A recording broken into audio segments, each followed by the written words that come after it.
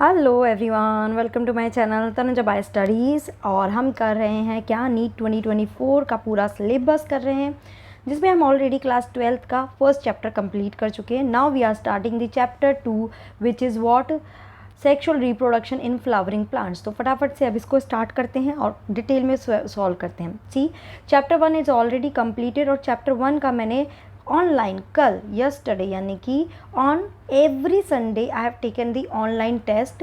Please use this opportunity to give as much as test possible. See, test कभी नहीं डरना है, जितना टेस्ट दोगे you will be able to know your mistakes, आप कहाँ पे आपको और मेहनत करने की ज़रूरत है। These all things will be only able to do with the help of test. So please test ज़रूर से दीजिए। ओके, इस डिस्क्रिप्शन में भी मैं इस टेस्ट का लिंक आपको शेयर कर दूंगी। आप अगर ये टेस्ट अभी भी देंगे तो I will open this test window again and you will be able to give the test. Okay, तो चलिए बात करते हैं sexual reproduction in flowering plants. Previous chapter में हमने एक ओवरऑल रिप्रोडक्शन इन ऑर्गेनिज्म के बारे में बात करी, जिसमें हमने sexual and A sexual reproduction सबको थोड़ा सा पढ़ा। अब हम डिटेल में प्लांट के रिप्रोडक्शन की बात करने वाले हैं, ठीक है ना। ओके, सो लाइन ही स्टार्ट करते हैं कि are we not lucky that plants reproduce sexually. हम लकी नहीं है? Yes we are. The myriads of flower that we enjoy gazing at, the scent, the perfume that we swoon over, the rich colors that attract us are all there is an aid to sexual reproduction। ठीक है ना। देखो होता क्या है ना, sexual reproduction आप सबको मालूम ही है, दो पेरेंट पार्टिसिपेट करते हैं, नई वेरिएशंस क्रिएट होते हैं और एक नए कॉम्बिनेशंस भी बनते हैं।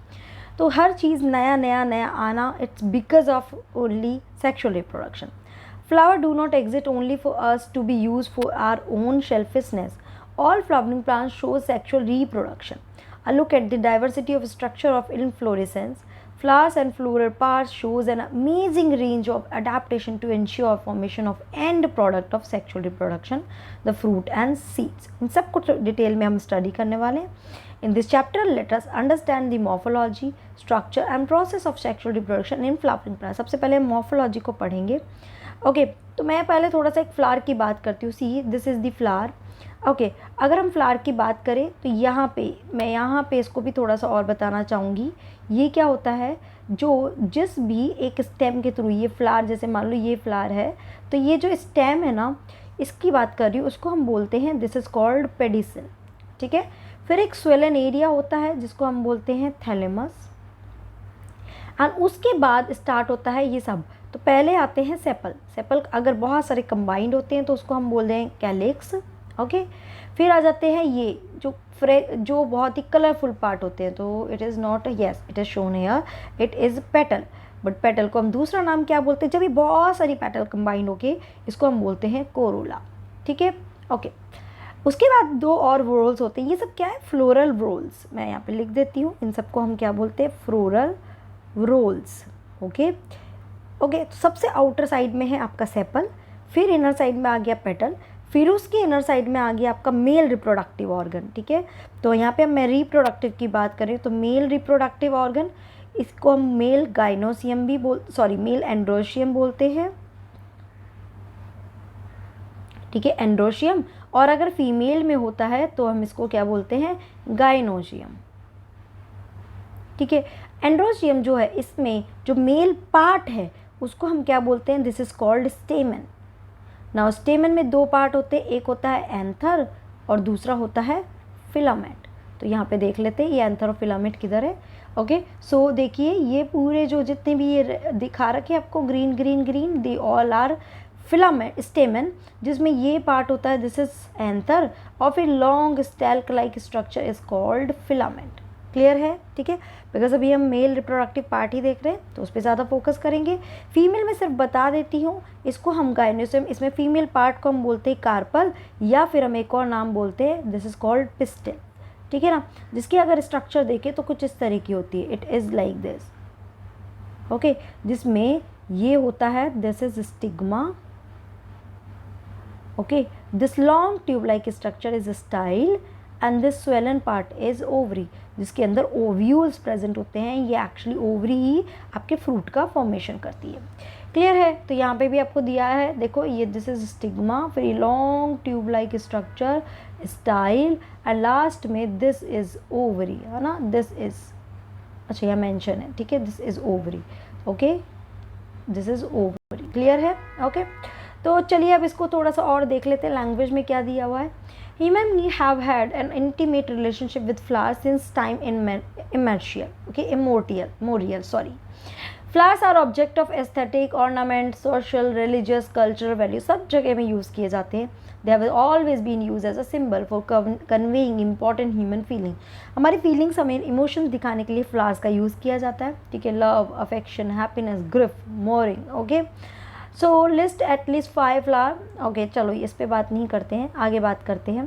सबसे पहले बात कर लेते हैं structure and event. Okay, flower जो है वो प्लांट पे है, that the plant is going to flower has been take place. Several hormonal and structural changes are initiated which lead to the differentiation and further development of floral primordium. Okay, बहुत सारे hormonal changes होते हैं, उसके बाद एक flower bird शुरू होती है, प्रीमोर्डियम शुरू होता है। Inflorescence are form which bear floral bud and then the flowers, मतलब कि एक फ्लावर का, अगर मैं बोलूँ अ ग्रुप ऑफ फ्लावर्स, है ना, आप कैसे केस में देखेंगे बहुत सारे, एक फ्लावर का पूरा आपको क्लम्प दिखेगा, उसको हम इन्फ्लोरेसेंस बोलते हैं, ठीक है, सिंगल को नहीं बोलते, सिंगल फ्लावर्स को हम इन्फ्लोरेसेंस नहीं बोलते। जब group of bunch of flower होता है तो उसको हम इन्फ्लोरेसेंस बोलते हैं। Okay, so in the flower the male and female reproductive structure androecium and gynoecium, अभी मैंने आपको बताया, differentiate and develop. You would recollect that androecium consist of a whorl of stamen, है ना, किसका बना होता है, स्टेमेन का, which represent the male reproductive organ and gynoecium represent the female reproductive organ. ठीक है, चलिए अब बात करते हैं स्टेमन, माइक्रोस्पोरेंजियम एंड पोलन। बेसिकली एक मेल रिप्रोडक्टिव पार्ट की बात की जा रही है। सो फिगर 2.2a, ये देखो, अभी मैं ये आपको मैं बता चुकी, इसको हम एंथर बोलेंगे, इसको हम फिलामेंट बोलेंगे, ठीक है, दिस इज़ फिलामेंट, और ये जो है this all is your anther. Okay, तो चलो ये बात करते हैं। shows the two parts of a typical stamen, one long and slender stalkous filament and terminal generally bilobe structure is called anther. Okay, the proximal end of filament is attached to thalamus, है ना, इसका ये जो proximal end है ये वाला, ये किस पे अटैच होता है, थैलेमस पे अटैच होता है। और द पेटल ऑफ फ्लावर, मैं आपको बता ही चुकी हूँ ना, देखो यहाँ पे ये वाला, इसका ये वाला पार्ट किस पे अटैच हो रहा है, एक तरह से ये जो स्वेलन पार्ट है, this whole part is thalamus, this one. Okay, तो यहाँ पे अटैच हो रहा है। Okay, now number and length of stamen are variable in flowers of different species, अलग अलग वेरी करती है। If you were to collect a stamen each from 10 flowers and arrange them on a slide, you will be able to appreciate the large variation in size seen in nature, right? एक ही flower के भी उसमें भी अलग अलग variations मिलेंगे length में। So careful observation of each stamen under a dissecting microscope and making neat diagram which elucidate the range in shape and arrangement of anther in different flowers. So typical angiosperm anther is bilobed. अब यहाँ से आपको याद रखना है anther हमारा कैसा होता है, इट इज़ बायलोब, यानी कि इसके अंदर 2 लोब प्रेजेंट होती है, ठीक है ना, 2 लोब्स प्रेजेंट होती है। ओके, जिसमें यहाँ पे आपको बताना चाहूँ, ये एक लोब हो गई और ये दूसरी लोब हो गई, ठीक है ना। हर लोब के अंदर 2 चैम्बर बने होते हैं जिसको हम क्या बोलते हैं, these are called pollen sac, ठीक है ना। हर चैम्बर को हम क्या बोलते हैं, दिस इज कॉल्ड माइक्रोस्पोरेंजियम, है ना। तो देखो आपका ये वाला इंट्रोड्यूस हुआ, क्या होता है, हर चैम्बर को माइक्रोस्पोरेंजियम, तो मैं यहाँ पे बोल देती हूँ a bilobe with each lobe having 2 theca. देखो अब थीका क्या होता है, लेट मी रब थोड़ा सा इसको, थीका देखो क्या है, आप यहाँ पे देखोगे एक थोड़ा सा ये डिप्रेशन है ना, यहाँ पे भी थोड़ा सा डिप्रेशन है, जिसकी वजह से ये कंप्लीट चैम्बर जो है ये 2 चैम्बर में डिवाइड हो रहा है। अब हमें ये 2 चैम्बर जैसा दिख रहा है ना, देख रहे हो यहाँ पे, देखो ये ऐसे डिप्रेशन, तो एक लॉन्गिट्यूडिनल एक ग्रूव बन रही है जिसकी वजह से 2 थीका में डिवाइड हो रहे हैं। ओके, इसको हम बोलते हैं दे आर डाइथीकस, यानी कि हर लोब, यानी कि ये याद रखना, each lobe is dithecous. Okay, each lobe is dithecous, पूरा एंथर डाइथीकस नहीं है, ईच लोब इज डाइथीकस। और अगर हम एंथर की बात करें तो एंथर कैसा होता है, it is टेट्राथीकस।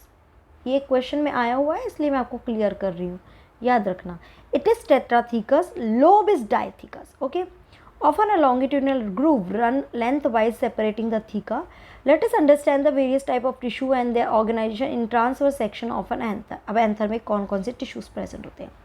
The bilobe nature of anther is very distinct in transverse section of anther. Anther is four-sided tetragonal structure consisting of 4 microsporangia. As I told you, ठीक है, ये एक माइक्रोस्पोरेंजिया है, ये दूसरा माइक्रोस्पोरेंजिया, ये तीसरा है ना, एक मिनट, ये तीसरा माइक्रोस्पोरेंजिया और ये चौथा। तो 4 इसमें माइक्रोस्पोरेंजिया है which are located at corner, 2 in each lobe, है ना। तो मैं क्या बोल सकती हूँ, अगर एक एंथर की बात करूँ तो एक एंथर कैसा होता है? An anther is bilobed tetrathecous and क्या, टेट्रास्पोरेंजिएट या फिर टेट्रा माइक्रोस्पोरेंजिएट। ठीक है, क्लियर है। अब बात करते हैं अभी माइक्रोस्पोरेंजिया की। It develop further and become pollen sac. यही माइक्रोस्पोरेंजिया क्या बनाती है? पोलन सैक, जिसको हमने यहाँ पे नाम दे दिया, इन्हीं को हमने पोलन सैक बोल दिया। They extend longitudinally all through the length of anther and are packed with pollen grain. ये ही जो होता है स्पोरेंजिएट, है ना, या फिर मैं बोल सकती हूँ माइक्रोस्पोरेंजिया जो है, यही ने क्या बनाया? They make the pollen sac. और इस पोलन सैक में लार्ज नंबर ऑफ क्या भरे होते हैं? पोलन ग्रेन भरे होते हैं। ठीक है, बहुत सारे पोलन ग्रेन, ये पोलन ग्रेन ही है जो आगे जाके जर्मिनेट करेंगे। ठीक है, ओके, चलिए आगे लेते हैं। Structure of a microsporangium. एक माइक्रोस्पोरेंजियम की स्ट्रक्चर कैसी होती है? In a transverse section, a typical microsporangia appears nearly circular in outline. It is generally surrounded by 4 wall layers: the epidermis, endothelium, middle layer, and the tapetum. The outer 3 wall layer perform the function of protection and help in dehiscence of anther to release pollen. The innermost cell layer is called tapetum. It nourishes the developing pollen grain. Cell of tapetum possess dense cytoplasm, generally have more than 1 nucleus. ठीक है, तो overall अगर हम बात करें एक माइक्रोस्पोरेंजियल, मैं इसको ही यहाँ पे बता रही हूँ कि पूरे पैराग्राफ में क्या बोलना चाह रहा है। इसकी जो वॉल होती है फ्रॉम आउटर टू इनर, याद रखना आउटर से इनर की तरफ जा रही है। तो सबसे बाहर होती है एपिडर्मिस, ठीक है, फिर क्या होती है? योर एंडोथीसियम, फिर आ जाती है आपकी middle layer, and at last आ जाता है टेपिटम। ठीक है, इसमें से ये 3 जो है इनका काम है प्रोटेक्शन का, और क्या करता है? एंथर के दही सेंस में हेल्प करता है, जबकि इसका काम क्या है? नरिशमेंट का। किसके नरिशमेंट का? Nourishment of pollen grain. ठीक है बेटा, ओके, चलो। So when the anther is young, a group of compactly arranged homogeneous cells called the sporogenous tissue occupies the center of each microsporangium. तो मैं यहाँ पे आपको एक माइक्रोस्पोरेंजियम की बता देती हूँ। This is the structure of microsporangium. ये आउटर मोस्ट लेयर, फिर एंडोथीसियम, फिर स्पोरोजिनस टिश्यू, है ना, स्पोरोजिनस टिश्यू। देखो यहाँ पे जिसकी ही बात की है, this sporogenous tissue which occupy the centre of each microsporangium. यहाँ पे स्पोरोजिनस टिश्यू, एक्चुअली ये टिश्यू जो है इसी की सेल आगे जाकर क्या करती है? मियोसिस करके पोलन ग्रेन बनाती है, याद रखना ये चीज़। ठीक है, ओके। तो यहाँ पे बात करते हैं माइक्रोस्पोरोजेनेसिस होता क्या है। As the anther develop the cells of sporogenous tissue, अभी मैंने बात करी, it undergo meiotic division to form the microspore tetrad. अब याद रखना स्पोरोजिनस की हर सेल क्या करती है? मियोटिक डिवीजन करती है। ओके, मैं यहाँ पे लिख देती हूँ, चाहे स्पोरोजिनस टिश्यू, इसकी हर सेल, है ना, ईच सेल क्या करती है? मियोसिस करती है। It do the meiosis and make the 4 spores. ऐसे हर सेल करती जाएगी और एन नंबर ऑफ स्पोर्स इसमें बनेंगे। ठीक है ना, तो 4 स्पोर बन रहे हैं, इसलिए हम इसको क्या बोल रहे हैं? Microspore tetrad. क्या बन रहे हैं? इनको हम क्या बोलते हैं? They are called microspore. और ये टेट्राड की फॉर्म में होते हैं, मतलब एक दूसरे से कुछ इस तरह से कनेक्टेड होते हैं, या तो इस तरह से या फिर कुछ इस तरह से कनेक्टेड होंगे, या फिर कुछ इस तरह से कनेक्ट होंगे, ठीक है ना। तो कुछ इस तरह से ये एक दूसरे से कनेक्ट होते हैं, मतलब चारों जुड़े रहते हैं, इसलिए हम इसको टेट्राड बोलते हैं, ठीक है। ओके, अगर आपको बात करें इसकी प्लॉइडी क्या होगी, तो इसकी प्लॉइडी होगी n, क्योंकि स्पोरोजिनस टिश्यू कैसा है आपका 2n, एंड मियोसिस के थ्रू वो n बन जाएगा। So as each cell of a sporogenous tissue is capable of giving rise to a microspore tetrad, each one is potential pollen or microspore mother cell, ठीक है ना। हर कोई एक microspore mother cell है। Now process of formation of microspore from a pollen mother cell, ठीक है, through meiosis is called microsporogenesis. ये definition ध्यान रखना, formation of microspore from the pollen mother cell. Pollen mother cell कहाँ से आ रही है, ये आ रही है स्पोरोजिनस टिश्यू से। मैं आपको बता देती हूँ, यहाँ भी कन्फ्यूजन नहीं होना चाहिए। स्पोरोजिनस टिश्यू में हर सेल को हम बोलते हैं पोलन मदर सेल या माइक्रोस्पोर मदर सेल, जो करती है मियोसिस और उसके थ्रू क्या बनाती है, 4 माइक्रोस्पोर बनाती है, and this process is called microsporogenesis, ठीक है। Now microspore as they are formed are arranged in cluster of 4 cell microspore tetrad. As the anther mature and dehydrate, the microspore dissociate from each other and develop into pollen grain, और फिर यही microspore क्या बनाते हैं, pollen grain बनाते हैं, ठीक है। Inside each sporangium, microsporangium, several thousands of microspore or pollen grain are formed that are released with the dehiscence of anther, ठीक है ना। सो ओवरऑल हमने क्या बात करी, एक एंथर की स्ट्रक्चर की बात करी, जिसमें माइक्रोस्पोरेंजियम होते हैं, जिनकी हमने वॉल्स की बात करी कि बाहर से हम क्या लेके चल रहे हैं, epidermis, then endothecium, then middle layer and then tapetum, सबके रोल्स की बात करी, ठीक है ना। उसके बाद इसके अंदर स्पोरोजिनस टिश्यू होता है, वो क्या करता है, हर एक टिश्यू, हर एक सेल किस में कन्वर्ट हो जाती है, पोलर मदर सेल, ये माइक्रोस्पोर मदर सेल। ये माइक्रोस्पोर मदर सेल जो है ये क्या करती है, मियोसिस एंड इसके थ्रू क्या बनाती है, 4 माइक्रोस्पोर बनाती है। ये माइक्रोस्पोर फर्दर कन्वर्ट हो जाते हैं पोलन ग्रेन में, ओके। तो अब नेक्स्ट यहाँ पे देख रहे हैं कि माइक्रोस्पोर पोलन ग्रेन में कैसे कन्वर्ट होते हैं, उसकी बात करते हैं। So the pollen grain represent the male gametophyte. ये किसको रिप्रेजेंट कर रहा है, एक मेल गैमेटोफाइट को रिप्रेजेंट कर रहा है। If you touch the open anther of hibiscus or any other flower, you will find the deposition of yellowish powder, है ना, येलो आपको जो पाउडर दिखता है, these are actually pollen grain. So pollen grain on your fingers, so sprinkle these grain on a drop of water, take on a glass slide and observe under microscope, you will really be amaze as the variety of architecture. तो ये देखो आपको different varieties के आपको यहाँ पे pollen grain दिखाए गए हैं, okay. So let's understand a structure of pollen grain. Generally कैसा होता है, 25 to 50 micrometre in diameter. 2 layer होती है, एक आउटर लेयर होती है जिसको हम क्या बोलते हैं, इट इज़ कॉल्ड एक्साइन, और जो इनर लेयर होती है इसको हम क्या बोलते हैं, इंटाइन, है ना। सो एक्साइन किसकी बनी होती है, it is made up of sporopollenin, okay. और ये किसकी बनी होती है, it is made up of cellulose plus pectin, ठीक है। स्पोरोपोलेनिन की एक खासियत है क्या, this is the hardest substance in the whole world. Chemical कोई भी वे है, ये कभी भी ब्रेक नहीं होता है, हार्डेस्ट है, okay. So hard outer layer called the exine is made up of sporopollenin which is one of the resistant organic material known. It can withstand high temperature, strong acid and alkali. No enzyme that degrade sporopollenin is so far known. Pollen grain exine as prominent aperture. अब ध्यान रखना, इस pollen grain के exine पे देखो ऐसे percher मिलेंगे, यहाँ दिख रहे हैं, यहाँ पे can you get this one aperture, ठीक है। ये जो पोलन ग्रेन के अपर्चर्स होते हैं इनको हम बोलते हैं जर्म पोर, जहाँ पे स्पोरोपोलेनिन एब्सेंट होती है। तो यहाँ पे क्या है, यहाँ पे स्पोरोपोलेनिन एब्सेंट है, ठीक है। सो यहाँ पे ये जर्म पोर होता है, यहीं से ही क्या बनती है, एक्शन में पोलन ट्यूब बनती है। सो सपोज ये एक पोलन ग्रेन है ना, ये इसके जर्म पोर है लाइक दिस।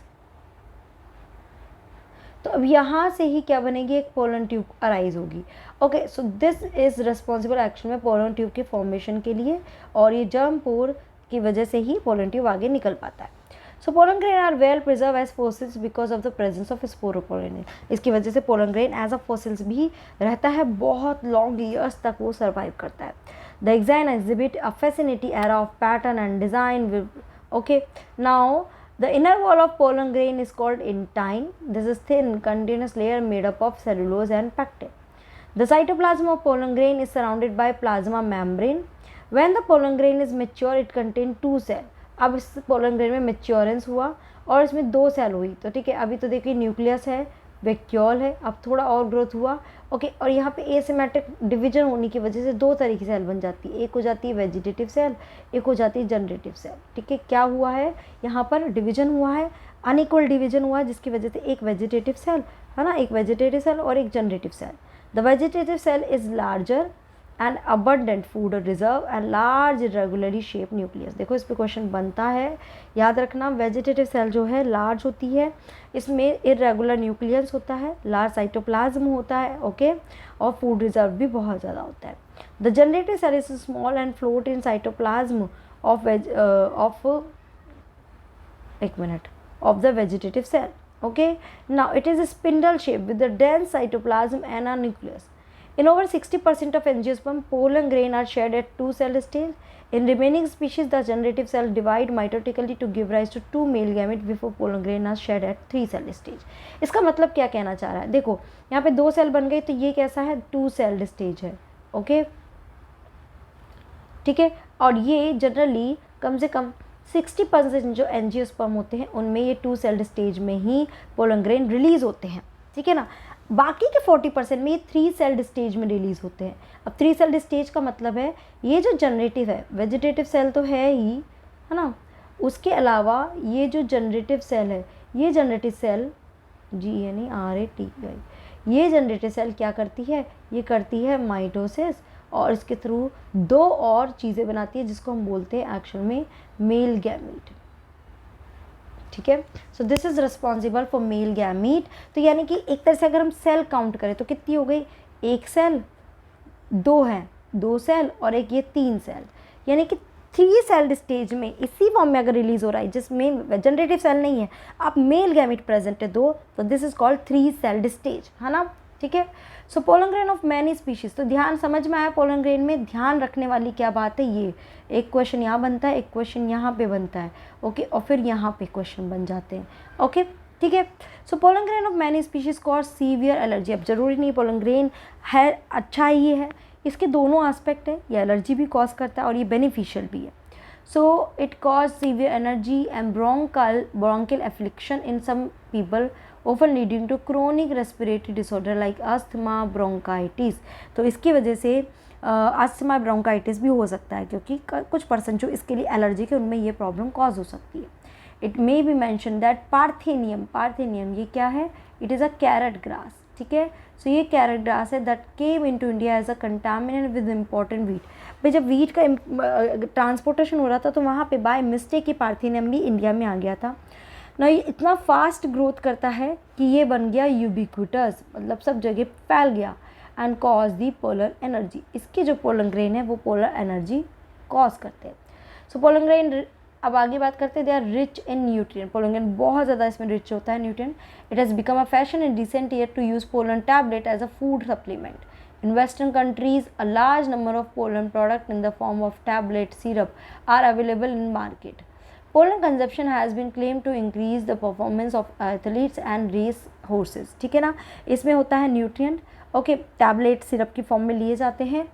इससे एथलीट्स इन सबको अपने परफॉर्मेंस रेज करने में ये बहुत हेल्प करता है। When once they are shed, pollen grain have to land on the stigma before they lose viability if they have to bring about fertilization. ठीक है ना, पोलन ग्रेन की एक कुछ सर्टेन लिमिट की, सर्टेन टाइप की वाइबिलिटी थी, उसके बाद ही पोलन ग्रेन किसी भी फीमेल के साथ फ्यूज़ नहीं कर पाएगा, मतलब फंक्शनल नहीं रहा, okay. So how long do you think the pollen grain retain viability? The period for which pollen grain retain viability is highly variable and to some extent depend on the prevailing temperature and humidity. In some cereals such as rice and wheat, pollen grain lose viability within 30 minutes. याद रखना, rice और wheat में viability कितनी होती है? It is about 30 minutes. And in some member of Rosaceae, Leguminosae and Solanaceae, जो भी underline कर रही हो प्लीज़ मेरे साथ अंडरलाइन करती जाइए, they maintain viability for months. ये months तक रहती है। Now you may have heard of storing semen or sperm of many animal including human for artificial insemination. अब हम क्या कर सकते हैं, इनके सीमन को भी स्टोर करके रख सकते हैं, जिसके थ्रू भी हम बहुत लॉन्ग ईयर तक इनको स्टोर करके, और जब हमारा मन हुआ या जब देयर इज़ अ नीड तब हम उससे फर्टिलाइजेशन करा सकते हैं. It is possible to store pollen grain of large number of species for year in liquid nitrogen. याद रखना कहाँ पे स्टोर किया जाता है, liquid nitrogen -196 degree Celsius. Such stored pollen can be used as pollen bank similar to seed bank और in crop bearing programs. ठीक है ना, वहाँ पे हम इनको स्टोर करके रख सकते हैं. लिक्विड नाइट्रोजन में -196 डिग्री सेंटीग्रेड पे स्टोर करके रख सकते हैं. इसके अलावा वीट और राइस की वाइबिलिटी 30 मिनट्स की होती है और रोजेनेसी, लेगुमिनोसी एंड सोलेनेसी इनमें मंथ्स की वाइबिलिटी होती है. उसके बाद भी हम इसको ग्रो करा सकते हैं, ये फ्यूज़ हो सकता है और आगे जाके एक सीडलिंग बना सकता है. ठीक है ना.